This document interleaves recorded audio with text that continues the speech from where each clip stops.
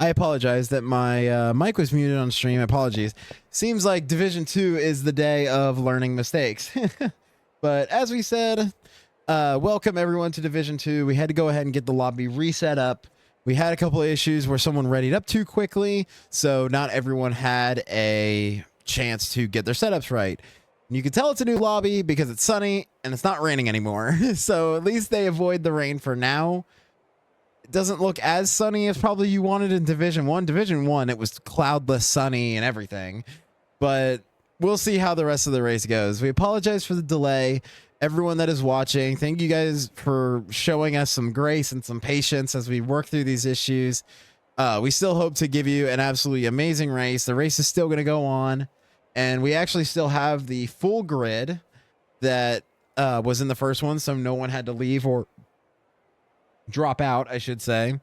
But we'll still have the full grid of 18 drivers, and we'll still be ready to go. And right now, I think everyone has learned from that mistake. And right there, everyone is ready. And here we go in 5 lights time. And we are underway here in UK. I almost said Singapore, in Silverstone. And already N-Guy is going to get a good jump. And it looks like right now he is in first place and he's going to be able to hold on. DJ has accidentally left the session. But here you go, you can see movement already, and a virtual safety car is deployed already. You can see the chaos, and I believe I hear my co-commentator. Are you there? Yep, I'm here. I'm already working on trying to get Dr. J back in here. Awesome. Appreciate all the work that you do.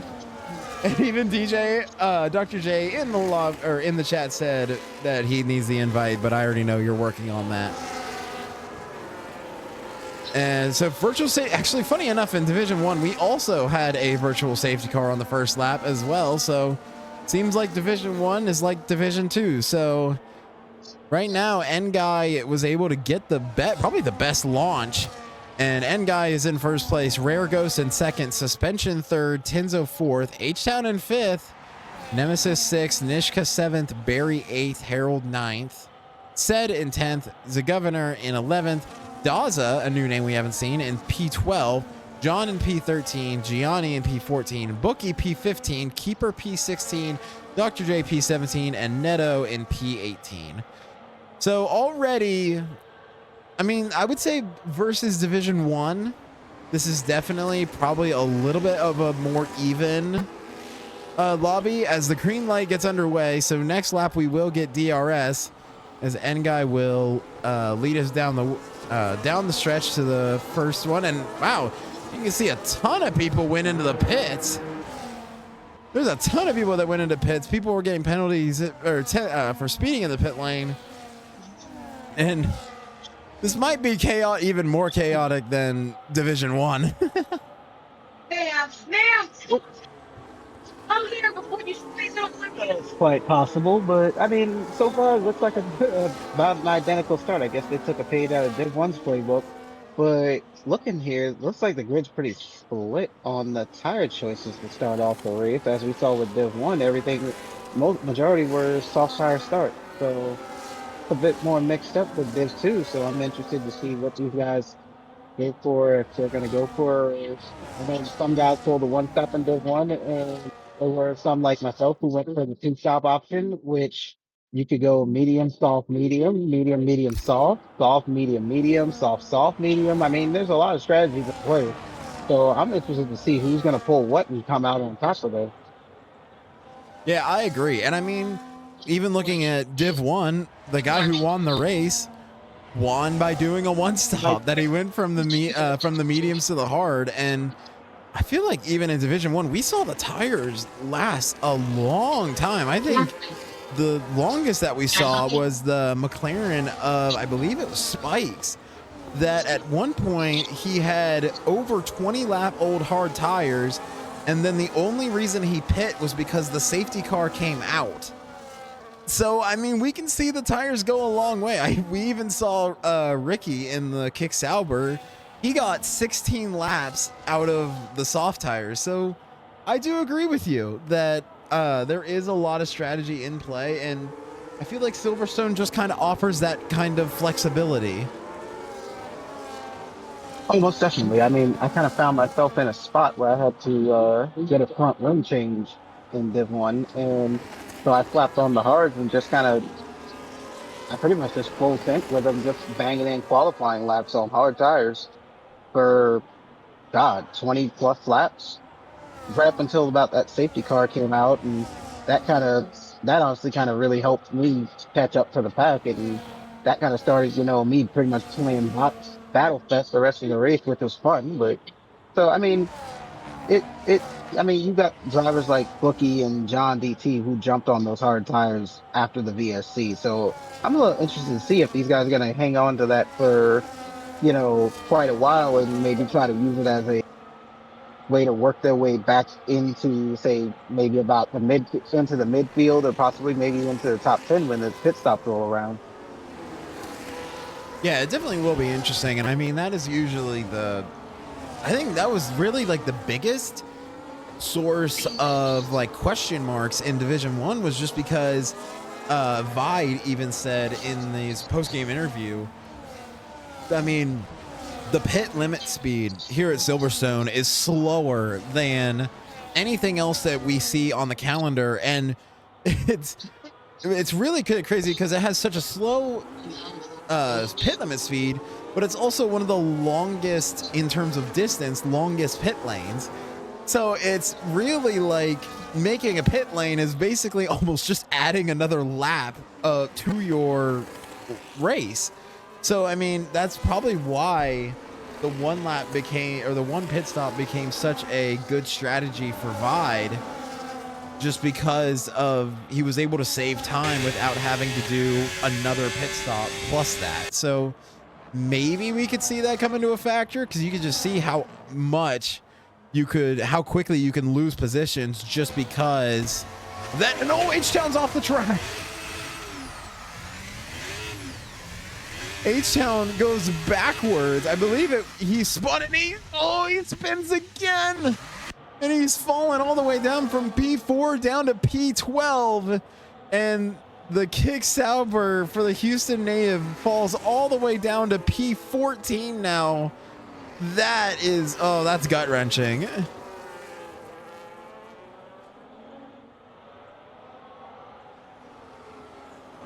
I mean, we saw the exact same thing happen to Banana in the first race, and even after the race, he posted a clip of it that it was around the exact same corner in Sector 2 that he was, I believe at the time he was in second place, and then he spun and he fell down to P6, I believe. He did save it though, and he actually did end up finishing in P6 as well, so he was able to still get a good result, but man, a spin like that is a killer. And actually, look at that. Nishka, I believe, has actually been the one who's made the most moves so far. I mean, not the total most moves. We've seen Sed, Harold, and Gianni make up moves as well. Or sorry, Sed and Harold are both moved up 9 positions. But Nishka has moved up 6 positions, and he's doing a very good job right now. Now they're the leaders side by side. Both the Mercedes of Ngai and the McLaren of Tinza were side by side. They were lucky that they didn't crash.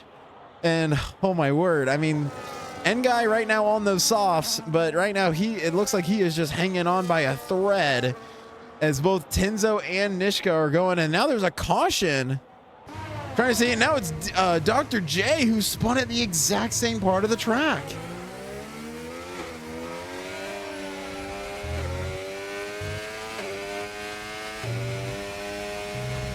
So the same part of the track. There you are. Sorry.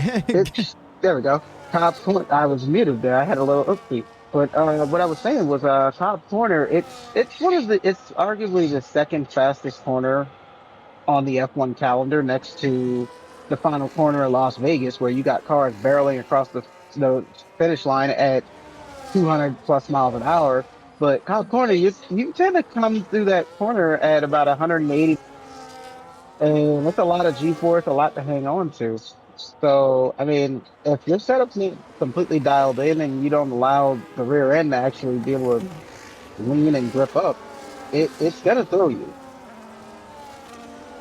Yeah, I mean, we've already seen two different drivers in two different cars do the same thing, and now, oh boy, here we go. Ngai and Tenzo's almost side by side, and Tenzo's gonna be able to hold on through Kump's corner, and we have a new race leader as Tenzo's already up 4 positions, and now up into P1, and now Ngai has to worry about Nishka, who's climbing in from behind.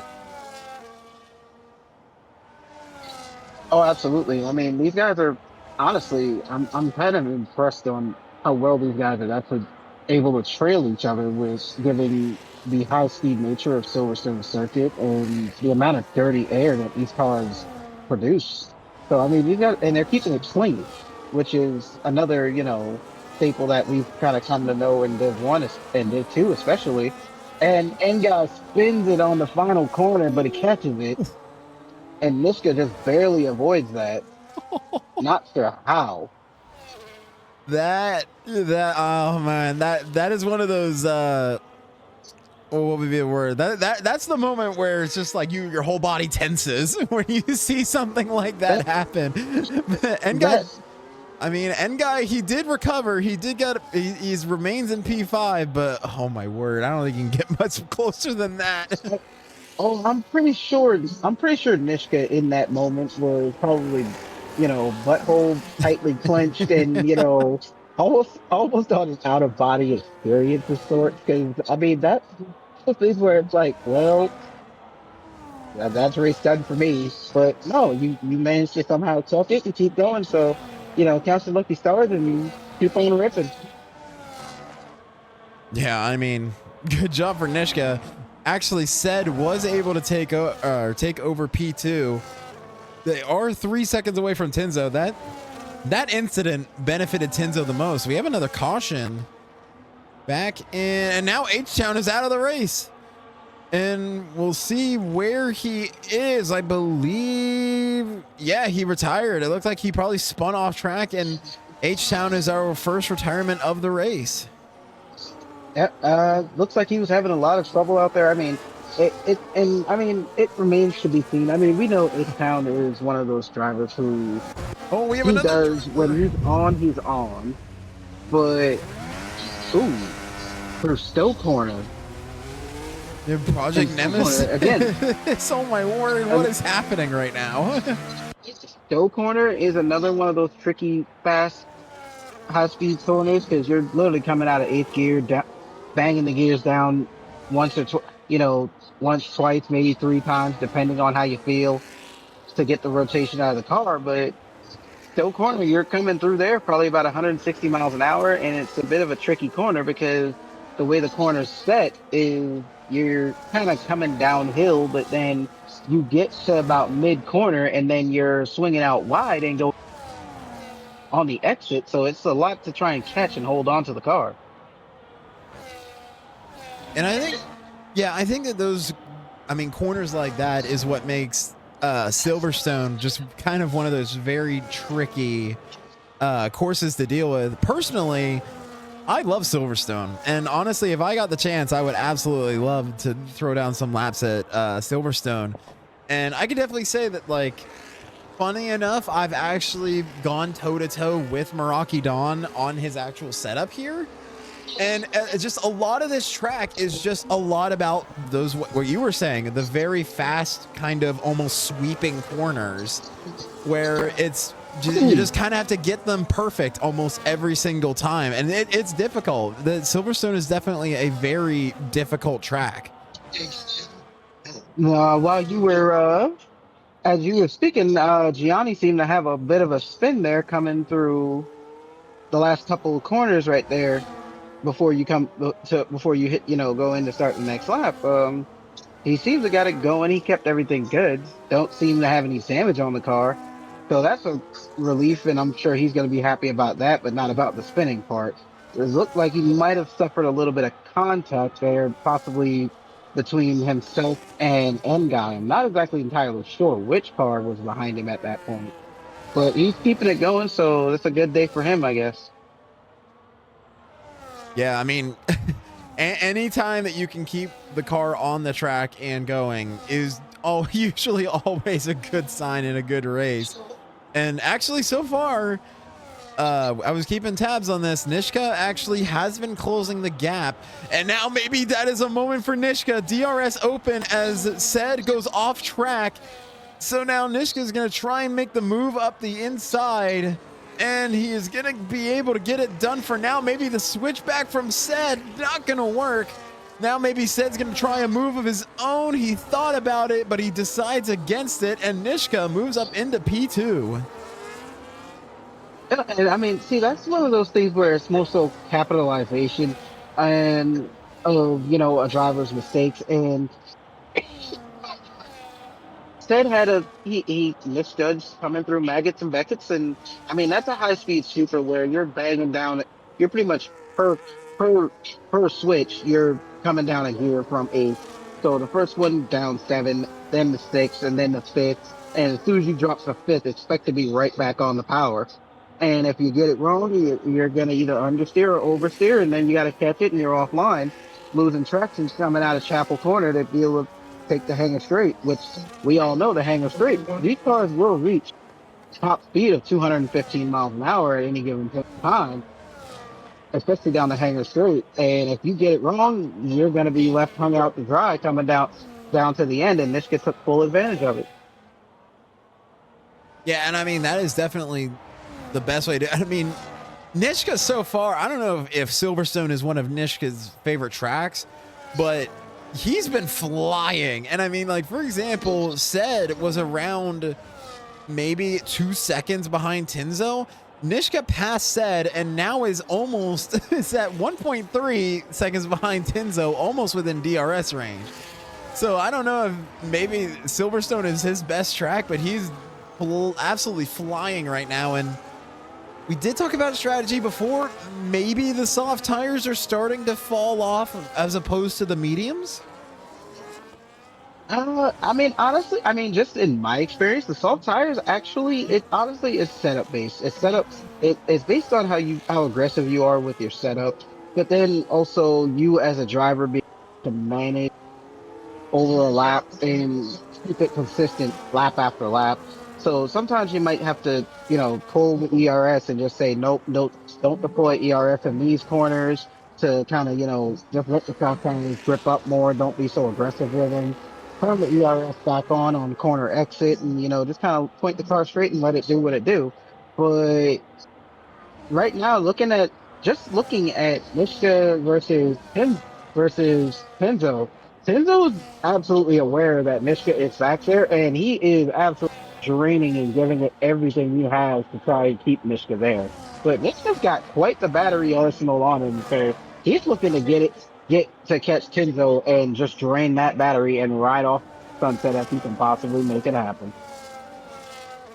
Yeah, and I mean that would be a very good result. And actually, he actually got a little bit of a slipstream. I just commentated the whole Div1 race. My speaking is a little bit off, but he actually did get a little bit of a slipstream off of the Haas of Neto. So that actually did help him close a little bit more of a gap.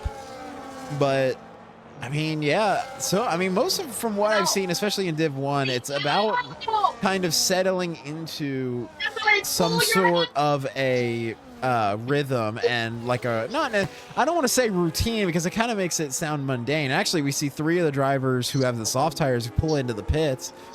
But a lot of it becomes what you were saying, consistency. That, like, you have to be consistent, especially at a track like this. And for Nishka, it is really showing and paying off. He's been consistent the entire race, and it just really shows with the pure pace is.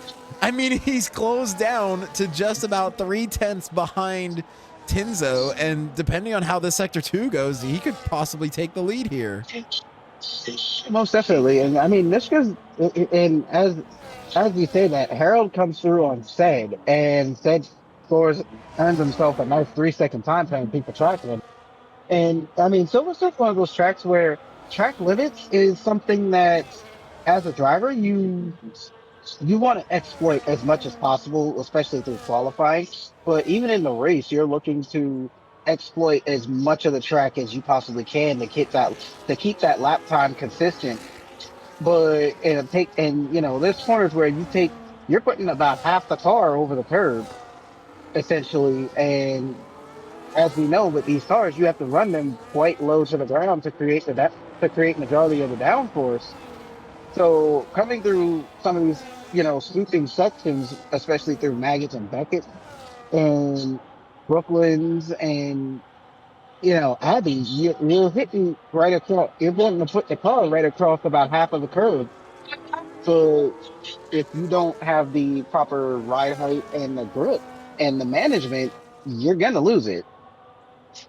Yeah, and I mean that is actually kind of what we saw happen. There is a caution sector 2. I think it is cleared now. I believe suspension had a Why? spin.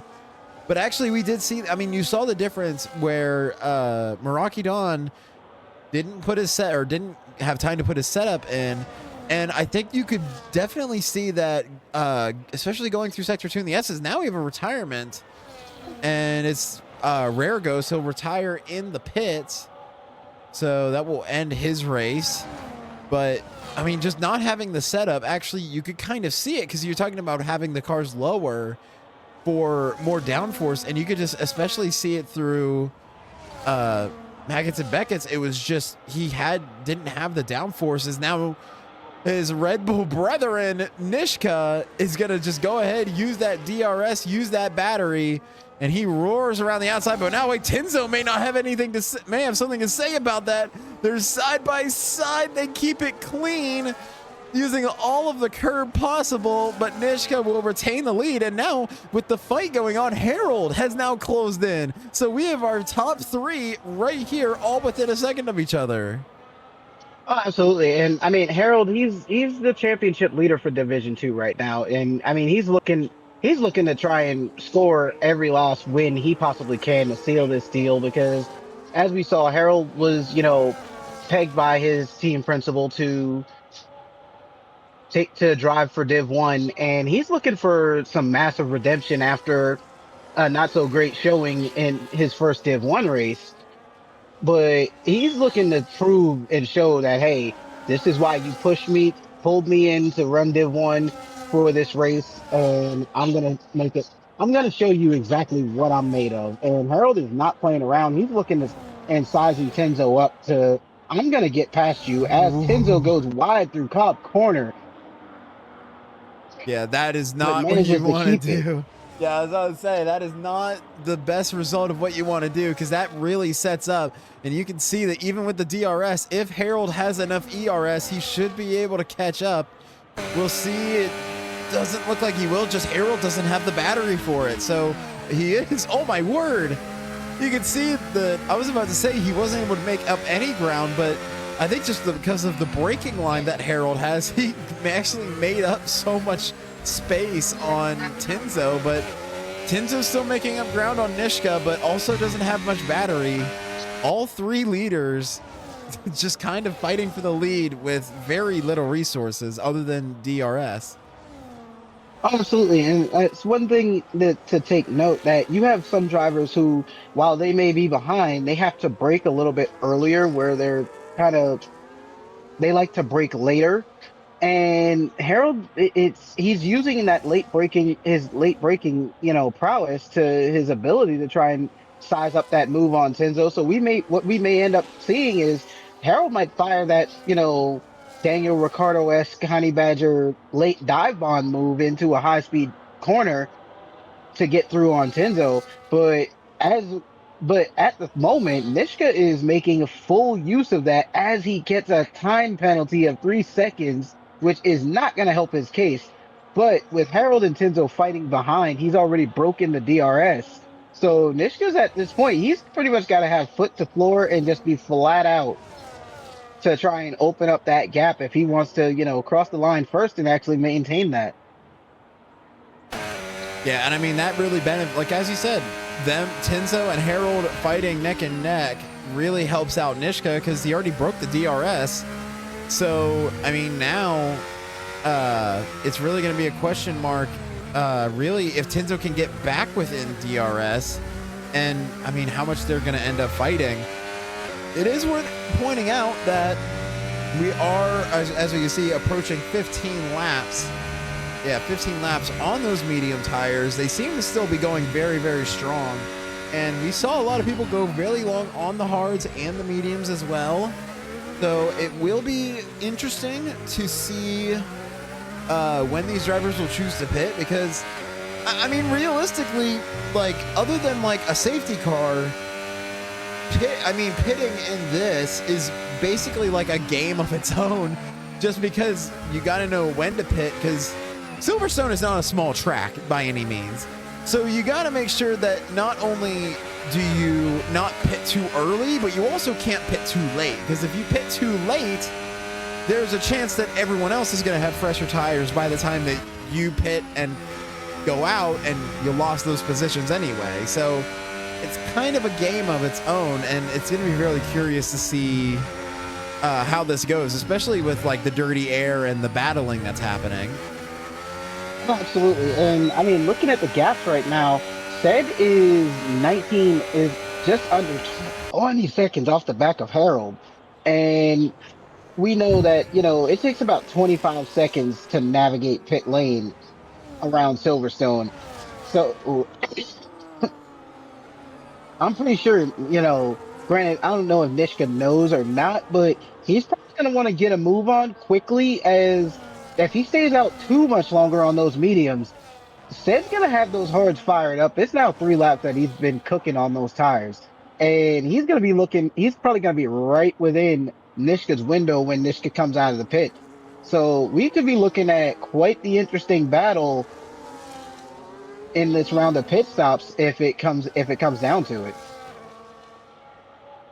Yeah, it's definitely going to be interesting. Actually, I will say too that Harold did pass Tenzo, so Harold is now up into P2, but Nishka also got a 3-second time penalty for track limits. So now he's going to have to manage that as well. Now, to be fair, Said also does, but right now Harold and Tenzo, neither one of them have penalties, so they are more than likely in the right spot.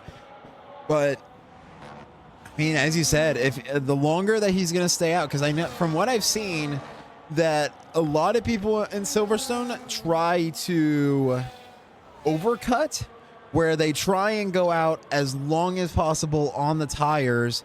So therefore, when they pit, they can kind of pit ahead. So like if Said is on those hard tires, and if Nishka's going to be able to stay out ahead and use those mediums as long as possible and still get on the hards and be right ahead or behind Said, then realistically that's a win for Nishka. But I mean, I just kind of agree. It's just that at some point these drivers are going to commit, and I feel like that's when everything is going to break loose and crazy stuff is about to happen.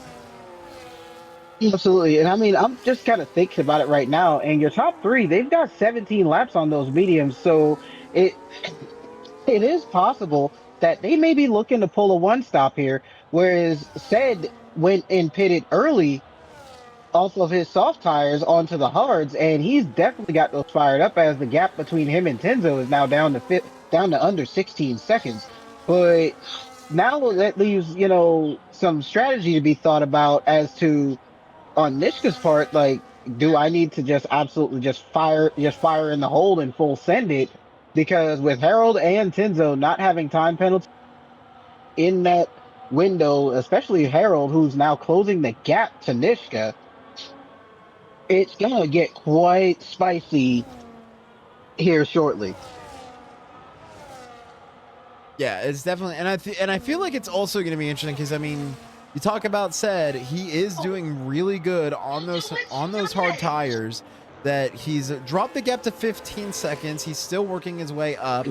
Harold is about 1.8. It keeps changing, so it's around 1.8 seconds behind Nishka. But actually, Tenzo's dropped back to 2 seconds behind behind Harold as well.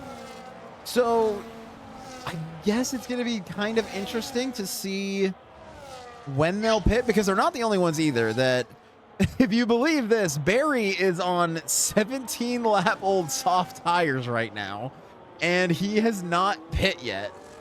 So, actually, I changed that as soon as I said that he is pitting. So he got 16 laps out of the soft compound. We'll see how far that drops him now that he's pitting. But Keeper in the Ferrari as well has 18 lap medium tires. Dr. J has the same medium tires. Bookie started on the hard compound and he's at 16, or at least he pitted in the very beginning. So it's going to be interesting to see how long some of these tires will last, because we'll see. In Division 1, we saw them go a long way, and I'd be interested to see if they go the same distance. Absolutely. And I mean, it looks like we got quite the battle shaping up here toward, the back end of the top 10 right now with Dr. J and Bookie, Gianni, and the Governor. They've got quite the train going on here, and none of them seem to be giving any quarter at all. But Dr. J of that bunch the Governor of that bunch is on the freshest tires, on 3-lap-old hard tires, and he is pushing absolutely like a maniac to make up, for lost time at this point. As we know, Bookie, who's on 16-lap-old hard tires, has not pit yet. Yeah, no, he is definitely pushing it. I mean, you can see that because he had saved ERS and he's using it right now. And actually, Tinzo has actually gone ahead and pit. So Tinzo will be the first of the top 3 to go ahead and pit. He does switch to the hard compound. And actually, it looks like it might have been the right choice. He's coming out of the pits and he will be behind Keeper, which Keeper still has to pit. But for Tinzo, it looks like that actually works out really well, as he is ahead of that DRS train. Do you think that might influence the top 2? That now that they know their competitor is pit early? Honestly, I feel like it will influence the two of them to, go ahead and get that pit done, because as we know, the undercut is quite powerful, and especially around Silverstone, the undercut is extremely powerful. So anything longer than about an extra lap, anything over an extra lap or 2, you're gonna be at a massive loss coming out of the pits. That driver that went in before you, they're gonna come out. You're gonna come out the pits, and that driver's gonna already be rounding turn 2 or turn 3 by then. So if I were Nishka and Harold, I would probably start looking to go ahead and get ready to pit, because if not, I mean, Zed's not far off of either one at this point. He's in both their windows, so they may as well go ahead and get that pit stop done and dusted and get back out there and get back to the grind. I'm sorry for reacting, but I just witnessed, and actually the Governor's going to go ahead and retake 9th place. He had actually taken 9th place going into Maggots and Beckett's, and then Gianni fought back and had taken over the same position for the time being. So the Governor actually moving up spots. So still Nishka and Harold, still no pits for them, and oh, Dr. J spun! Oh my word, that was another moment. Dr. J spun in front of the Governor. It seems like the 2 Red Bulls are just out here dodging every and any cars. It does appear that way. It's like they're dodging bullets left and right out there. It's like they're letting that bull just run absolutely rampant, almost to the point. It's like you kind of think, it makes you kind of wonder, are they just being a couple of raging bulls, coming after everybody on the grid at this point? And I mean, given what happened, last week in China, as we know, the Red Bull pair were absolutely dominant through the first 2 sessions of qualifying, and then the rain hit and it kind of displaced them both, and as much as they tried, they weren't able to recover it through the race. So they're probably looking for a very good showing here, as now Nishka and Harold have both entered pit lane. Nishka and they both come back out on hard tires. Now I'm interested to see and Sed does come on through. Yeah, so Sed actually does take the lead, but now here's the question. They're coming out of pit lane as Tinzo is crossing the line, as Tinzo actually sets the fastest sector 3, but they just barely get out of pit lane ahead of Tinzo. So it turns out that Nishka and Harold actually pit at the right time. And I think this is what we were talking about earlier, that they pit at just the right time where now they have the freshest tires ahead of said that in terms of strategy that they are on a better pace than said. So we'll see how the rest of the race goes. We still have so many laps to go, but maybe an early strategy win for Harold and Nishka. And you're fucking up. Good. But I mean, it's gonna be quite interesting. I mean, at this point though, Nishka and Harold are in that window to where if they possibly could tote the hard, they felt confident to carry the hard tires, they possibly could carry those hards all the way to the end from here. Whereas said, I don't think he would be able to, and if he does try, he's gonna be massively struggling toward the end. Yeah, and we'll see. Because, I mean, I'm really curious to see how far that they can take the tire. Actually, Barry will get a 3-second time penalty for track limits violations. But I'm curious to see how far they'll take the hard tires. I do believe that said will more than likely pit before the, end of the race. Depending on how things go, there is, I guess, a possibility that Nishka, Harold, and Tenzo could make it to the end. Now, that would be a little far-fetched, but I did just watch Vi do the exact same thing. So I guess you can't count it out entirely, but it's just very interesting to think about and see how it's going to shake out. No, it definitely is. And I mean, I'm kind of liking what I'm seeing of the variety of strategies here and how some of these guys have recovered. But aside with the exception of the last two, everybody's on hard tires. So it kind of makes you wonder how long are these guys going to take them. But you've got Bookie who's on 20 lap old hards and Project Nemesis on 15 lap old hards. So they're definitely guaranteed to have to probably pit again before the end. Yeah, and I mean, so far, I mean, it's a 100% race, and I mean, you just completed your own, and I've done a 100% race here in Silverstone as well, and I also did a 100% race in Silverstone in the pouring rain.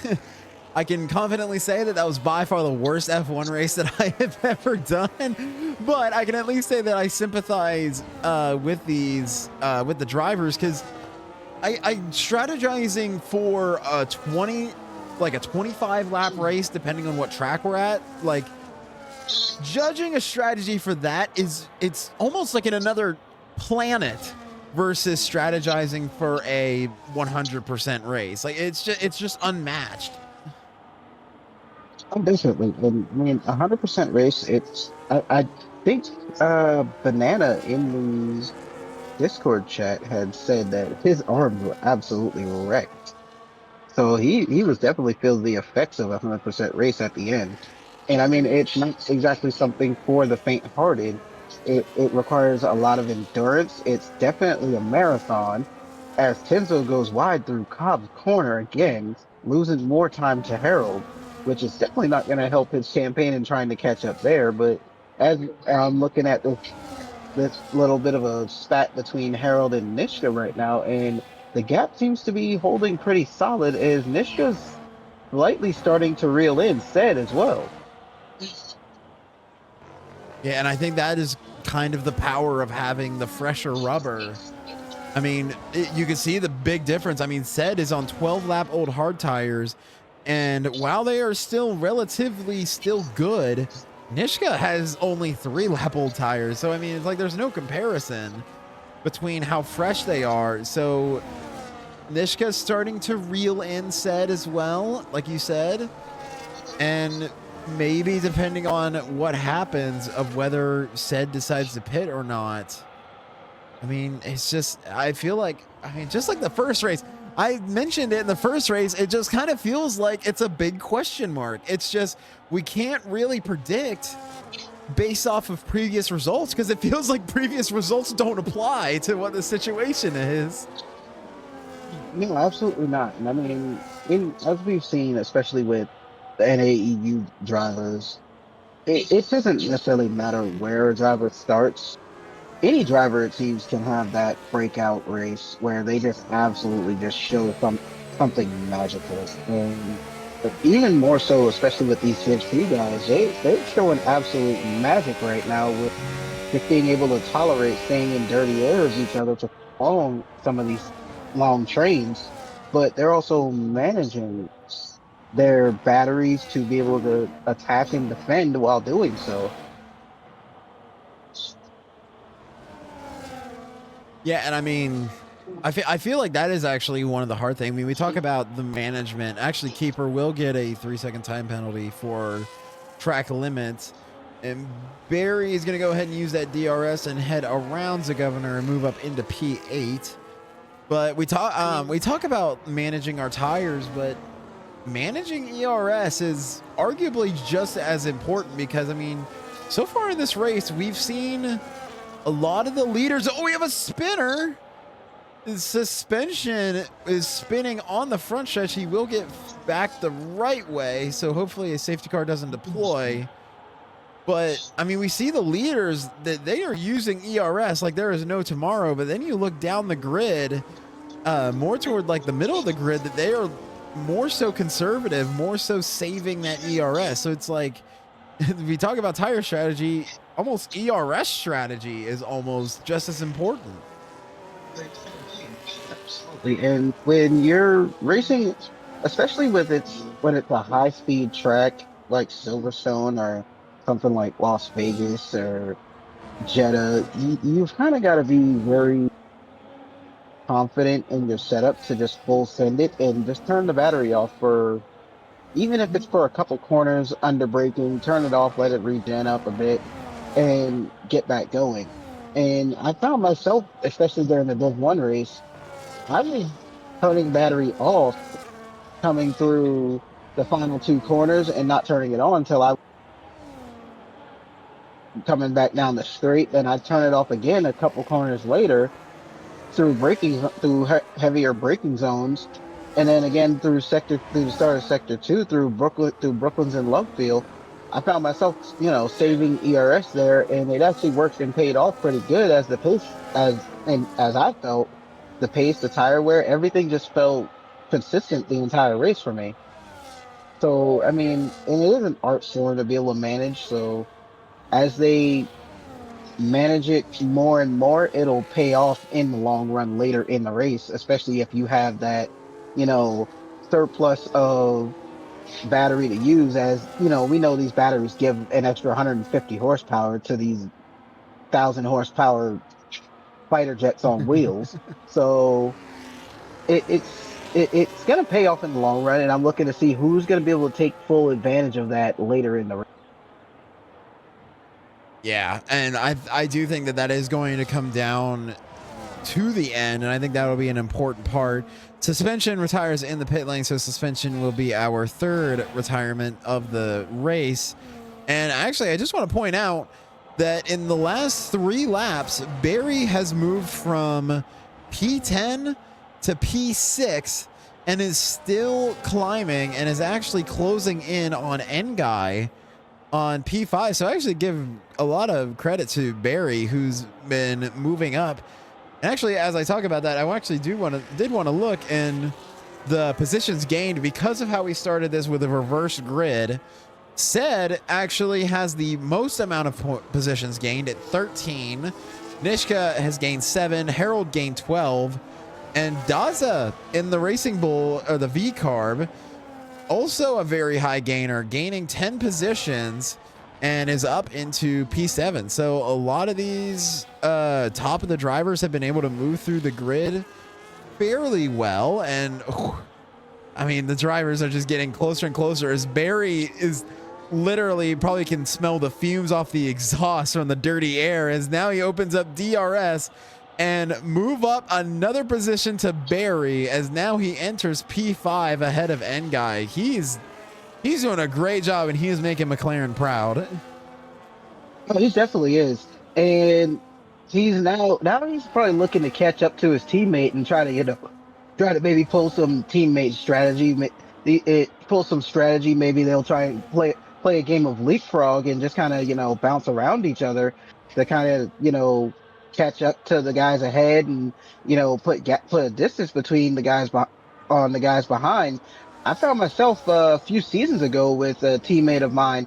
We actually did quite that exact thing at quite a few races in that season, which kind of put us in a position where we actually won the constructors title.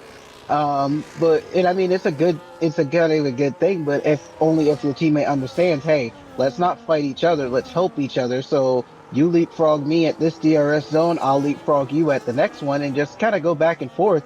And you'll see the gap start to open up from behind and close up ahead.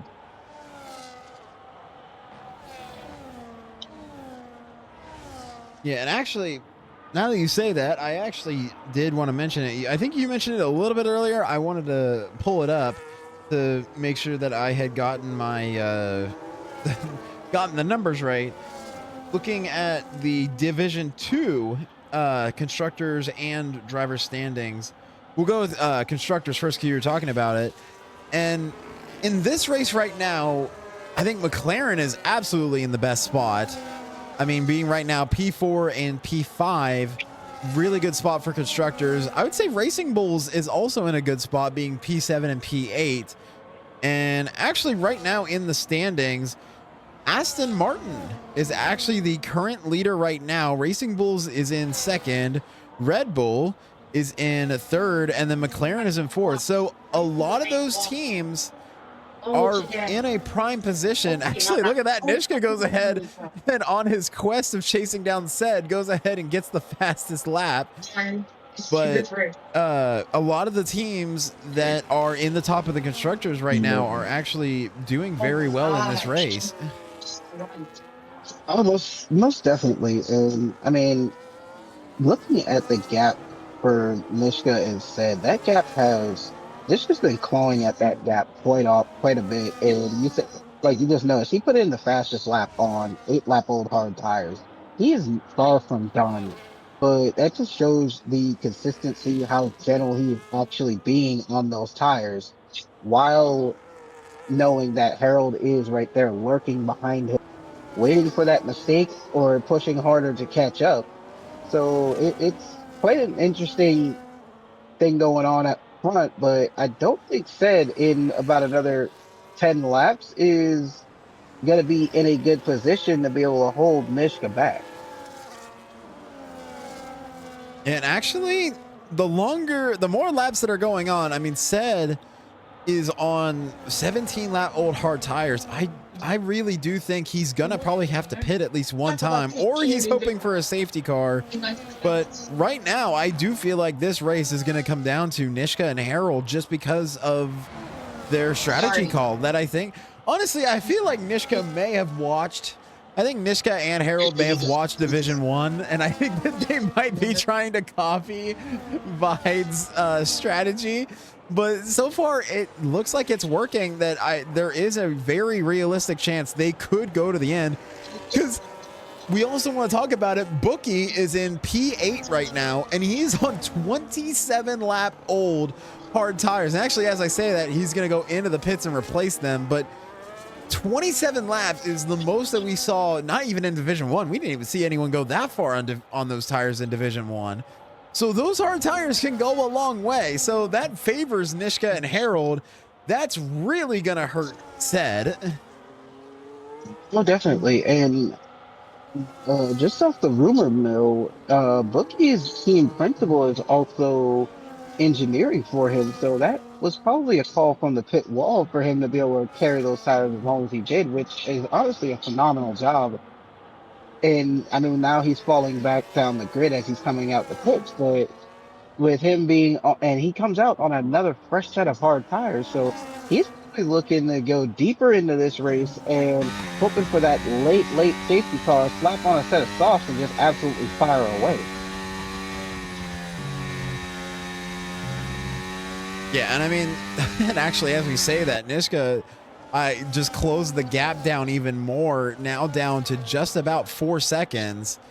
And he's really pushing. This also does help Harold, because Harold has been not within DRS range, but just outside of DRS range. So he does still get the effects of the slipstream, but he's been chasing down Said alongside Nishka. So that does kind of help him with Nishka catching up. That does basically kind of tow Harold with him. But other than that, you can kind of see the gaps. I think the biggest gap is between the two McLarens. Tenzo in P4 is 12 seconds behind Harold, but then Barry is 13 seconds behind Tenzo. So there is kind of a huge gap between the leaders and a lot of the rest of the grid. Because, I mean, we do see battles going on, especially like with the governor in P7 and N-Guy, that there are still battles going on, but unless there's a safety car, I mean, really, the grid is just kind of fragmented. Absolutely. And I mean, one thing I kind of noticed is that Tenzo kind of started to drop back over the last few laps because he was within 9 seconds of Harold, and now he's almost 13 seconds away. And Barry's closing up to him, slowly, but it, but you have some drivers who they might make a setup and they'll build that setup based on just one compound of tire, whether it be the soft, the medium, or the hard. And then you slap on a different compound during the race, and now the car just feels completely out of balance. It doesn't feel right, so it kind of messes with the driver's confidence to kind of, turn the car in the way they would through certain corners, or get on the throttle the way they were doing naturally on that compound that they started on. So it's kind of interesting, honestly, and Nishka is still closing that gap to Said, as Harold has also closed the gap a little bit to Nishka as well. So they're both pushing quite hard to catch up and go for the lead. But Nishka still has that 3 second time penalty, and with Harold being as close as he is, he's gonna want to catch Said and not too much fight it and not fight him too much, as Harold will be right there in his gearbox, and any kind of mistake from that, Harold's gonna take the lead and probably run away. Yeah, and I think, and it doesn't help either that Said also has a 3 second time penalty, so that also hurts him as well, not just Nishka. I mean, if you're Harold, and looking at the Drivers' Championship, Harold is actually the current leader right now. I mean, if you're Harold, you probably gotta be feeling good right now. I mean, you probably are still a little stressed. Just because the race isn't over and you still want to make sure that you can obviously get to the end. But you're in third position.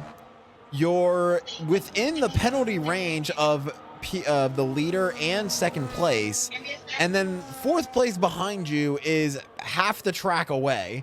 So I feel like if you're Harold, you got to be feeling really good right now. Oh, absolutely. And I mean, if I was Harold in that position, I'd be feeling absolutely phenomenal. And I mean, one thing I kind of used it to my advantage in the Div 1 race, that the battle I had with, I can't remember who exactly it was at the end that I was fighting with virtually, honestly, kind of half the race after the safety car restart, but he had a 3 second time penalty, and I tend to push track limits quite a bit in most of the track, especially at Silverstone. So I was extending track limits quite a bit, and somehow kept it in limit, didn't have a single warning. And I was kind of worried, but I was like, nope, we got it. We've got it. Just stay within his, just don't even bother getting close and fighting him and trying to just take the position, because it's like, I mean, it seems kind of cheap, but it's like, why bother fighting it and risking when I could just bring the car home and gain the position due to a time penalty? I mean, it sounds kind of cheap, but it does work.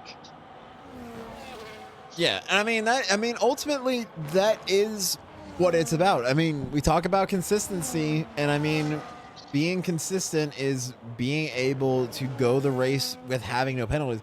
Because I will say, I mean, you're not the only one either. There were definitely other drivers, including our winners and our I believe our whole podium as well, got through all 52 laps with no penalties. And I definitely would say that that is no small feat, that you can go a 100% race and not get any penalties. That, like as you said, a lot of it comes down to consistency, and especially like with Harold, you don't necessarily need to push the issue just because you know that you can get the position anyway, that it really benefits you to be a clean driver and not always push not always push track limits just as much. Absolutely. And I mean, we got quite a spicy battle going on here for P7 between the governor and N guy. And N guy's staying well with, he's staying pretty good and tucked up close to the governor, putting on that pressure. But the governor is somehow he's finding his way in managing that ERS to be able to keep up the defense, especially in the straight line portions of the track where, a lot of our overtaking really does happen. But so that's kind of interesting, as now we see the lead has changed hands as Sed goes into the pit for mediums. Now Nishka and Harold have taken over. Now it's going to be interesting to see if Sed plans to try and take those mediums to the end from here, or what may happen as Tenzo now comes through as well. So Sed now finds himself probably coming out in P4 with Harold and Tenzo ahead. Harold chasing Nishka, but Harold has also backed off just a tiny bit, but he's still staying within that gap of Nishka's 3-second time penalty. Yeah, and I think if you're Said, you just kind of push and you just kind of do your own fate is in your own hands. More so, despite even the penalty, because I mean, he only has a 3-second time penalty. He's already out of range of Barry, so he doesn't have to worry about that. So, in that case, you just kind of put your head down and just keep going. But I am just very curious to see how this fight between Nishka and Harold is going to go. At this point, being on 14-lap-old hard tires, I do imagine that they are going to try and go to the end as we approach. I mean, they could go to the end. I guess I wouldn't guarantee that they would go to the end, but it would be curious to see if they do, because they already did pit once, and I believe that both Harold, Nishka, and Tenzo started on the mediums and then went to the hards. So maybe if they did a 2-stop, I guess there's a possibility they go to the softs at the very end, but I don't know. What's your opinion, do you think, Wildcat? Personally, I mean, just my opinion, and I mean, from a driver perspective, I guess you could say, I would knowing what the softs, if you know what the softs are actually capable of, I would wait and say give it probably like the last inside the last 10 laps. And if you still have that gap to set, by all means, go in the pit, slide in the pit, throw on those softs, and absolutely just come out and be an absolute rocket flat out and just bang in 10 qualifying laps to the end, because they do kind of have the gap for it, with Tenzo being 18 seconds off of Harold at this point, and Sed is actually closing in on Tenzo as we speak. But so, I mean, they've kind of got to make a decision. Are they going to push to do that, or are they going to stay out? And right now, with Sed closing up on Tenzo as quick as he has on those fresh mediums, their better option at this point may be to just stay out and just conserve as much tire as they can, as now Harold has entered DRS of Nishka, so it looks like he's not playing the safe route. He's looking to try and not only win this thing by penalties, he's trying to win this thing outright on the board and on track. And Sed actually goes ahead and sets the fastest lap of the race on that fresh set of mediums. I mean, you can see how quickly he caught Tenzo, and I think that's just the power of the fresh mediums and DRS as well. And as you said, Harold now in DRS range, and I think, yeah, he is going to try and go ahead and settle this on track despite the penalties. I'm very curious to see how it's going to work, because he doesn't have maybe nearly as much ERS as he would like to try and chase down Nishka. But if you're Nishka, it's going to be a little bit more of a question mark just because you do have that penalty. So I guess we'll see how Harold will choose to attack. And it looks like he won't. It looks like he will try to save at least a little bit of battery, so that will save Nishka for at least another half lap for now. But I mean, you can see as we're closing down, it's getting more and more interesting.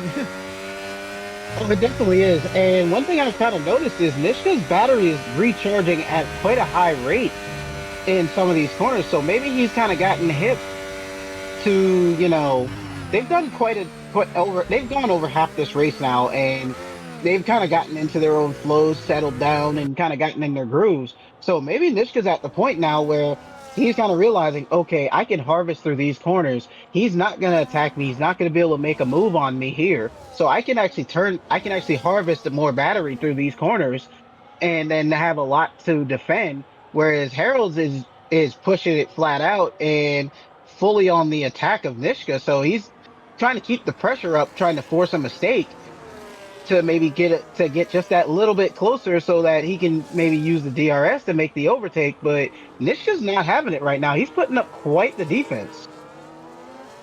Yeah, Nishka is actually doing a very good job of defending. And I think that that is probably one of the biggest complaints, especially regarding Dirty Air, is that especially going through, correct me if I'm wrong, I believe that's Maggots and Beckett's in Sector 2, that I'm still learning all the track names and all the turns and everything.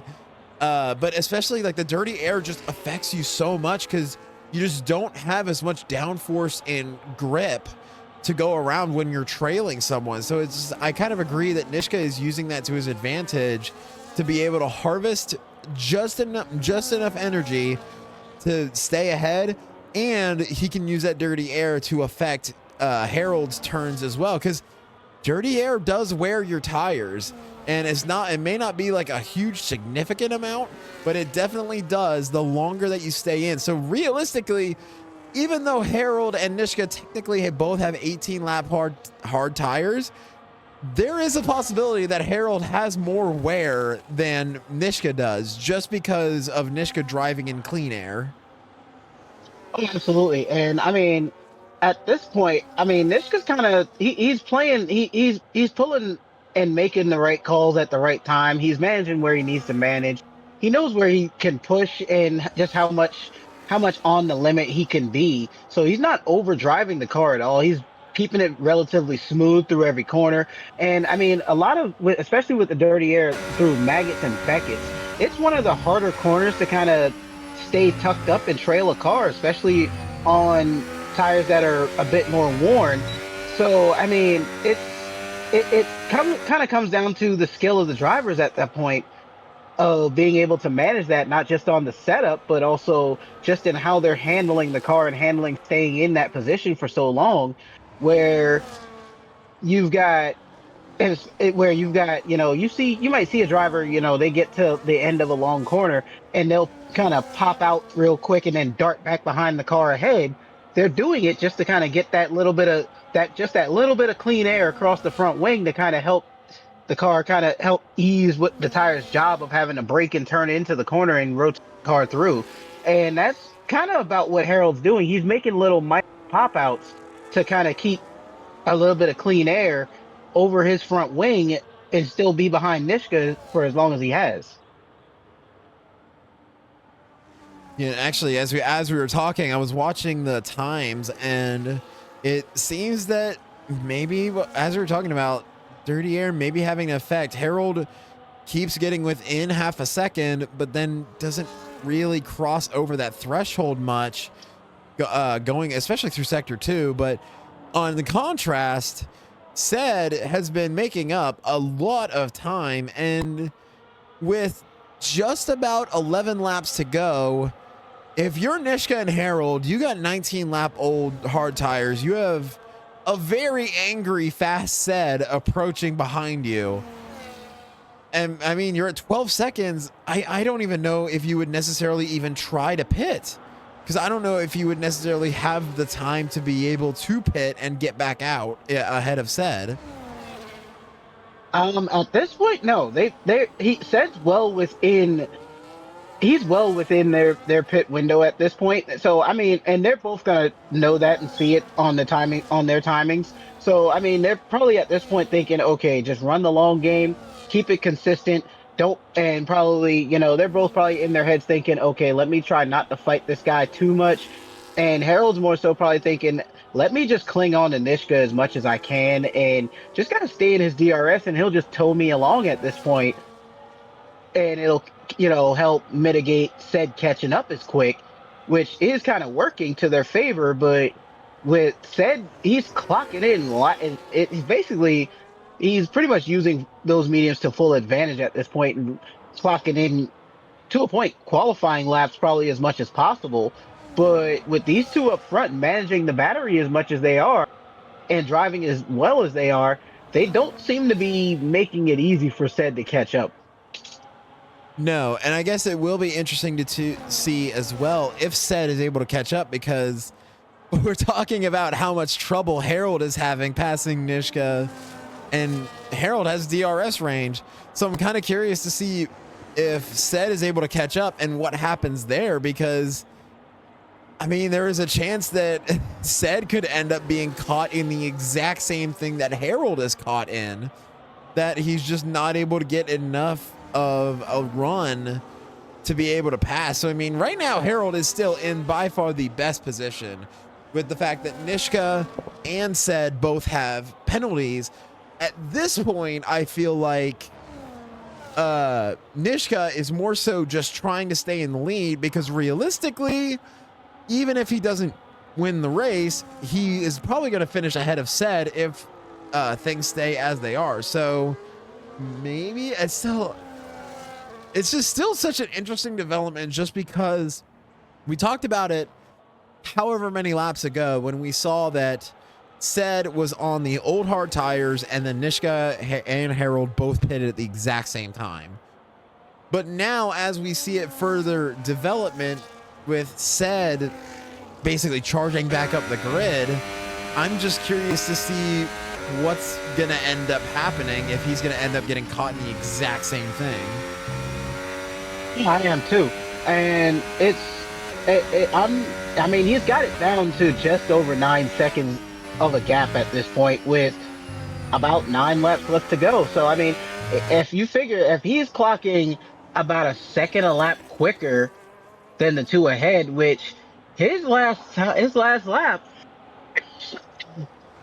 was in fact actually just over a second quicker than Harold and Nishka. So if he can actually keep that pace with the mediums and the mediums not fall off a cliff by the time he gets close, Sed may actually find himself in position to be able to attack Harold and Nishka and maybe make a little bit of magic happen here at the end of the race. Yeah, and I think, well, if we want a little bit of magic to happen, I think that if we really wanted to see, because I mean, in North America, Europe, we always seem to get the craziest situations. The craziest situation right now would be if Harold has a track limits violation, which I don't know how many he has right now. But if Harold ends up getting a penalty, that's going to throw everything out of whack, because all of a sudden the top 7 all have 3-second time penalties, and the top 3 would all have a fight, and it would have to be decided on track. So, I mean, still just a little bit more race to go, and it's just still, it's so weird. It feels like as we go through the race, we're like, oh, okay, we have these questions, we don't know how it's going to go.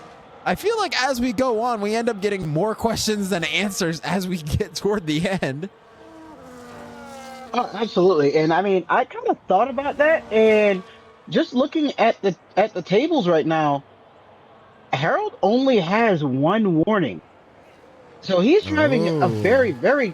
he's driving an extremely clean race to say that he's Now dealing with the amount of dirty air that he has been Oh, as he's going for the move and oh goes my off word. track, looking something similar to 2022 here. If Sed was behind, we'd probably be looking at a through goes Sed. But Harold does somehow make the move stick, and the game doesn't make him give the position back. So I guess it works. Oh But my now word. Nishka's pretty much going to be looking at this point. He's probably going to be wanting to hang on to Harold as he possibly can because Said is only 6 seconds, just under 6 seconds now behind the both of them with the battling that's going on. So they've got to be a bit careful because with Said on those fresher medium tires, he's going to be the quite the terror to deal with in the closing laps of this race. Yeah, and actually on that pass, Harold made basically, I don't want to call it a reverse dive bomb, but he dove up the outside trying to go around the outside on Nishka. Nishka actually then went further into the turn to deny that, which meant that Harold was able to switch back and take the lead. And that was a very chaotic situation as both cars were just scrambling. Nishka crucially does retain DRS, so he is still right behind Harold.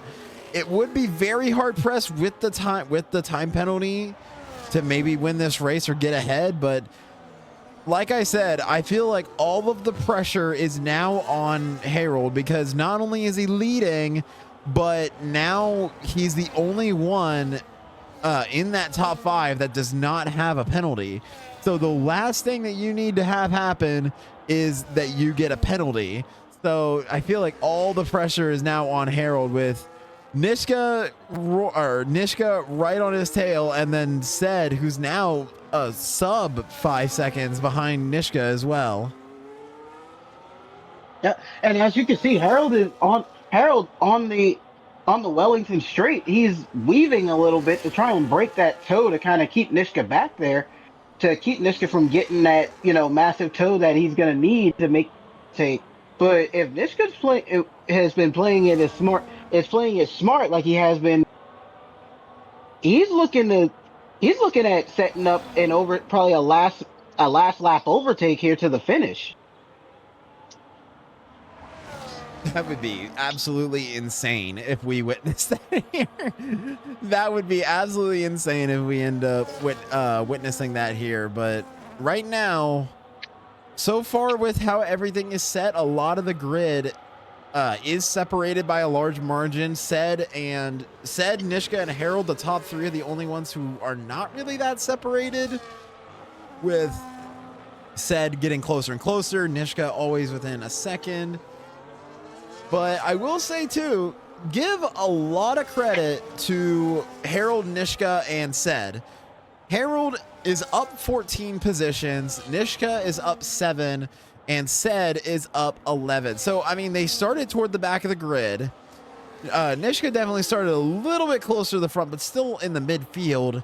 They had to fight their way all the way up the grid to the start, despite pit stops, and they're still going all out after each other, fighting for the lead. So, I mean, give them a lot of credit for being able to make their way up the grid to these positions.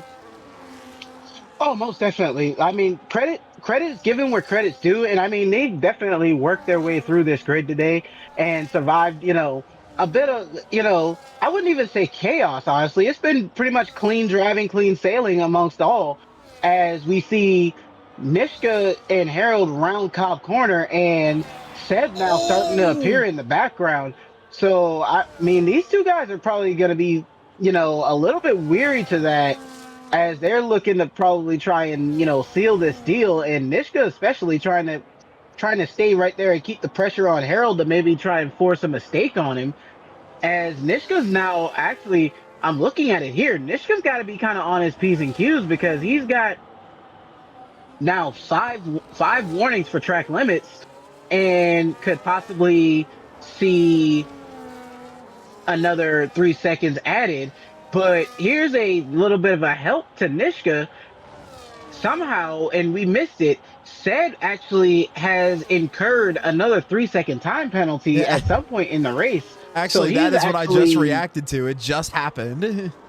it actually is gonna that actually kind of is a help to Nishka at this point. So he's gonna probably be breathing a sigh of relief, like, hey, I can actually stay right here. I've got this position.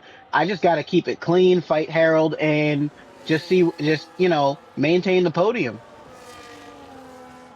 Yeah, I mean, that that is a breath of relief for Nishka, where, I mean, Sed is still charging back. I mean, Sed is going to absolutely do as much as he can as we are closing in toward the end of the race. But, I mean, Nishka is doing his absolute best. I don't think he could really do much better other than being in the lead with how close he's been to Harold. I mean, Harold is a championship leader. So far, he's actually done a fantastic job here in Div 2. He's looked like the fastest driver. And Nishka right now is saying, hold my drink, as I right now hang with him in P2 and make him feel the most pressure that he may face, one of the most pressures he might face all season. Oh, absolutely. And I mean, it's honestly, it's quite fascinating watching this championship unfold, especially in Div 2, because I mean, while I mean, Harold has kind of asserted himself as a, you know, as the Meraki Don, I guess you could say, of Div 2 at this point through now 2 races. He's still very vulnerable to other drivers, as we've seen, and he's racing it very smart. He's, not being dirty. He's keeping it clean. He's doing everything he needs to do because in the long run, it's gonna earn him a spot in Div 1 for next season. Yeah, not to mention, obviously, it'd earn you the championship and the seat, or a seat for Div 1. But I mean, yeah, give credit. I mean, we'll say that the time penalties doesn't always necessarily equate to whether or not they're clean drivers, because I think sometimes that gets a little confused where they say if you have track limits, that means you're a dirty driver, which I don't believe that. I think that sometimes if you have a 3-second time penalty, that just means that you're a little bit of aggressive driver trying to do your best. But I agree with you. I think that this race has actually been very, very clean. And oh no, that is really that basically it may be the nail on the last nail in the coffin, as Nishka gets that last penalty and now has 6 seconds of penalty. I mean, now Nishka really has to be concerned about Sed, but Sed, his pace has actually fallen off. So it looks like the mediums maybe not working as well as he maybe had intended. As look at this, Harold, Nishka, Tinzo, and Barry, and even Keeper are all on 28 to 30 lap old hard tires. Yeah, absolutely. And I mean, they're still chugging right along. So they've clearly thought about it and probably practiced, these guys are probably practicing relentlessly through the week to get ready for this race. And I mean, they're honestly showing it. And I mean, Sed's mediums have now hit 14 laps, which I will say the mediums after right around that area, maybe give or take a couple laps or two, a couple laps here or there, the mediums do start to they don't fall off a cliff, but they kind of hit a point where it's like, okay, I've given you as much push as I can give. Now it's more so you can push, but then you're going to regret pushing on me. Just manage and deal with what I'm giving you. So, I mean, Seth's kind of hit that point now where he's realized that the tires are pretty much neutralized between the hards and the mediums. And I mean, if you were to give this race another 10 laps, those mediums are going to probably be dead, while the hards may possibly still be able to chug out another 10 laps, but we've only got 2 left in this race. Yeah, we only have 2 laps left here, and I mean, give credit to Nishka. Nishka is still chugging on, still powering forward, still within DRS range. But I would be very curious to hear after the race how high the wear is on their tires, because I mean, those tires, even if they're the hard compound, those tires have to be hurting at this point. That they are definitely not in the best condition. But at the same time, I think that they've actually done a fantastic job of maintaining, because that's not easy. That I definitely know that from my past, that it is very hard for me to manage my tires, and that's one thing that I definitely need to work on as I learn how to race. But give credit to them, they are obviously doing something right if they can go 30 laps. on the same hard tires. Oh, most definitely. And just hint, hint. I mean, you've got a Div 1 driver here. I mean, I have no problem giving coaching and helping you get squared away. I like seeing everybody get better and grow and be able to compete. Not just oh, you're slow, so ha ha ha ha. I'm gonna leave you there to suffer while I just ride off in the sunset. No, I rather help other drivers grow, get better, get faster. It creates a better environment, and somewhere along the way then they can pass on that knowledge to another driver coming through that is trying to do the same thing. But I mean, these guys, they're 30 laps deep. Tenzo 31 laps, Barry 32 laps on these hard tires, and they are to a point making it look almost effortless. I mean, I will say that in Div 1 I did take that set of hards after I had to get a front wing replacement. I took those set of hards probably almost as far as they did until that safety car came out mid race, and I swapped off those hards and got some fresh rubber. But so, I mean, it's not completely impossible to go that long, but the consistency, the focus, just, relying and being confident that, hey, my setup is works. I just gotta focus, keep my head down and do what I gotta do. And that's what these two guys are doing out front today. They're pretty much showing us, hey, we came to party. And like Sebastian Vettel kind of said to Lewis after qualifying in Melbourne 2018, you know, you can go ahead and use party mode in qualifying, but it's gonna be us that has the party on Sunday. So, and I mean, right now, Nishka and Harold are both having a party with it, have been having an absolute party and a blast with this race. And talk about a party. As he comes around, Harold will secure the win. Harold wins his second race, and now Nishka will claim second place. Said will finish in third. Congratulations to Harold as he's I almost said complains, not complains, secures.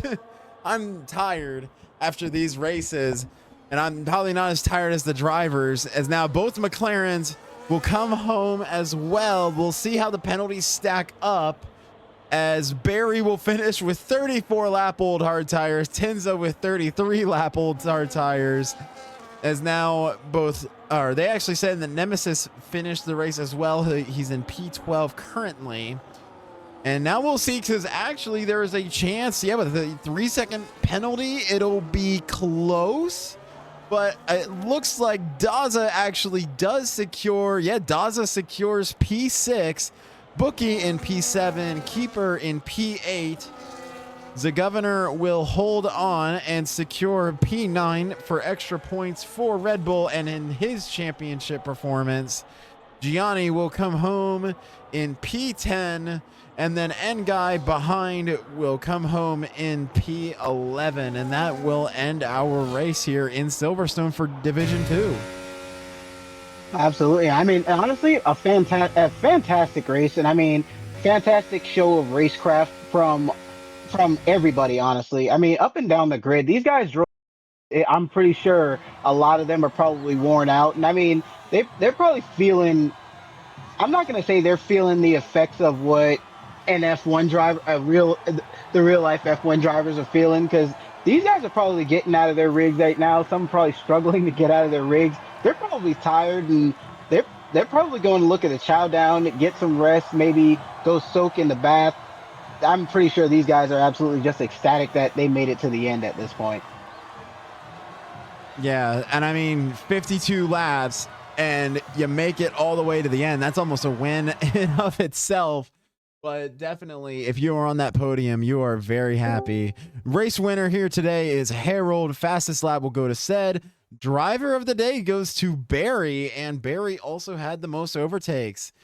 And you can see there with our final grid setup, we will make sure to go ahead and check Discord. We do have one of the drivers here. We'll see if we can get both Harold and Sed in here as well. I know that Harold famously does not do interviews either in Div 1 or here in Div 2, but we can still see, and we can see if Sed will join as well. But we can go ahead and start. Nishka, how are you feeling after that? Pretty tired. I'm feeling pretty tired. I can only imagine. Now, we gotta ask. It's kind of the same thing like we asked Vide in Division 1. Did you plan on doing the one stop, or did it just kind of happen? Nah, it was always the plan to do one stop. Oh, okay. So, yeah, because, I mean, we were curious just to see. We didn't necessarily know if that was the plan. You definitely did a great job with those hard tires, getting all the way to the end. And so I will say, my next question would be, what was the wear of your tires at the end of the race? Going that far, and I mean, how much wear did it have, and how much of a challenge was it getting to the end? Oh, well, I didn't even get my warning light on. I was like only on 50%. Really? Yeah, it's not too bad. The hard tires are really good in the 100% race, so I did a bit of testing before. So yeah, the mediums they're pretty quick initially when you first box. As you've probably seen, I think I said is there. He was pretty quick when he first came out, but then towards the end he couldn't make any ground on us. It sort of just come to the crossover point.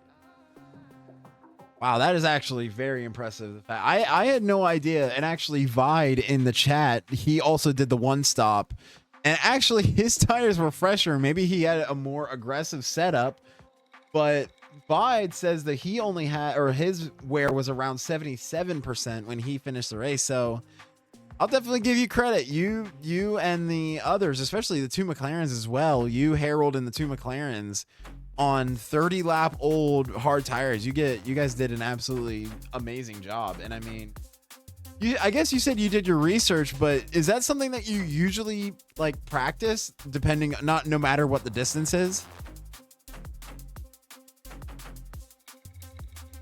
Oh, I always practice for all my races. I always do testing for the strategy. So, yeah, last night I did a bit of a 100% race from the back of the grid to see what the tires were like. Obviously 50% is a lot different. The tire was a lot different racing here. So yeah, I just test for each different race what I got coming up. And it definitely served you well getting second place. My last question, as always, is there anyone that you would like to shout out for the stream? Oh, just shout out my team, Red Bulls. Yeah, thanks for having me in the Red Bulls, my teammate, SJ. And then the other guys on the podium, especially Harold, that racing all race, that was fantastic. So yeah, really enjoyable, and congratulations to him on the win. Yeah, it was an absolutely fantastic race, and I mean, great job from you, and great job to the podium drivers as well, and Harold for the win. I will let you go. You're probably tired, and you're in a different time zone, very different time zone than I am, so you probably got stuff to go do. But congratulations on the podium, and we hope to see you in the next Div 2 race. Thanks very much, Goss, and great comps. Thank you. Alrighty, that is going to go ahead and wrap up the race here for today. And actually, races, plural, both Div 1 and Div 2. And, I mean, both races are long. You got any final thoughts, Wildcat, on Div 2? Final thoughts. I mean, just looking, so, I think, Tenzo actually reported his I guess his tires were at 92% at the end on those hards. So he was really riding it out there. He was riding the wave, and he was getting close to puncture territory, but he brought it home and brought it across the line. So I mean, it just kind of goes to show you like the skill level and the you know how these guys manage their tires. The amount of time they put in, especially like Nishka tells you, he practices for every race, and he spots out, how long he can carry every different compound, and, just where how much he can push with as, the tire deck starts to set in. So he keeps that consistency at a relatively high level, especially and through Div2. So I mean, these guys in Div2 are quite the shockers, and I mean, it's going to be quite interesting because you've got basically Div2, which is like Formula 2 for NAEU, and as we see, we had Harold step in to the Aston Martin in Division 1. He got, moved to call up. So I mean, a lot of these Division 2 guys are looking to show, hey, if we need, if we absolutely have to, team principal can call on us to come into Div 1 and at least give a consistent reliability, bring the car home, not, wreck out, crash out, be aggressive, and just be a flat out egghead. So, I mean, Div 2 is actually showing quite the impression right now that, a lot of these guys, they're looking to try and show why they should be able to race in Div 1 at some point in the future. So, I mean, it's going to be quite interesting, but it kind of makes me, want to just kind of go slap on a set of hards now and just go see how many laps I can get out of them around Silverstone. Granted, I got an idea how long I can make them lap, but it's it kind of makes you wonder. I just kind of want to know. I kind of want to know the answer for my own self now. So that means, I guess you could say they kind of inspired me on that one. But it's definitely been a long one. I mean, 2 full races, 104 laps around Silverstone in total for both you and myself, and a couple of the guys who were, in the background engineering for their teams.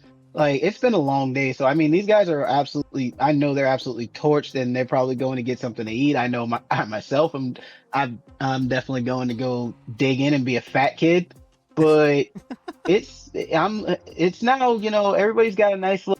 They've got next week off, so we're not racing. And then coming back, then when they come back, we're going to be looking at, where are we going next in 2 weeks? There we go. Oh, there we go. We got another classic circuit in 2 weeks at Canada. So that's going to be quite the interesting one. We're hopping and crossing the pond going to Montreal. So it's going to be quite interesting going from traditional circuit to something more of a street circuit. It's close, close, tight corners, long straightaways, slow corners, and, wall of champions right there, and track limits having to be exploited everywhere on that track to absolutely extrapolate every last bit of lap time. But to do that, you got to ride the barriers quite a bit throughout this track. So it's going to be quite interesting in a couple of weeks going to Canada. So, I mean, all in all, I mean, it's been a fantastic day. Yeah, I agree that it is definitely going to be very interesting indeed in 2 weeks when we head over to Canada to see how that is going to shake up. I agree. I am very tired. I think most of the drivers are also very tired. But we'll go ahead and say that thank you to all the drivers who participated in today's races. Thank you to Wildcat for being my co-commentator. I was the solo commentator, so I can't exactly thank myself, but Mercedes personnel. Oops, hang on. My bad. I thought I was muted. You're all good, Wildcat. But hopefully we will see you guys here in 2 weeks as we head to Canada. Thank you guys all so much for watching. We appreciate all of your love and support here for North America, EU, and Rush Racing. Before we go, just want to say thank you to our sponsors, Sim Racing Center, SimLab, Pagnian, and AI369. Thank you guys all for watching. I hope that you guys all have a great day or great night wherever you are watching us from in the world. And we hope to see you here in 2 weeks for Canada for more exciting Rush Racing action.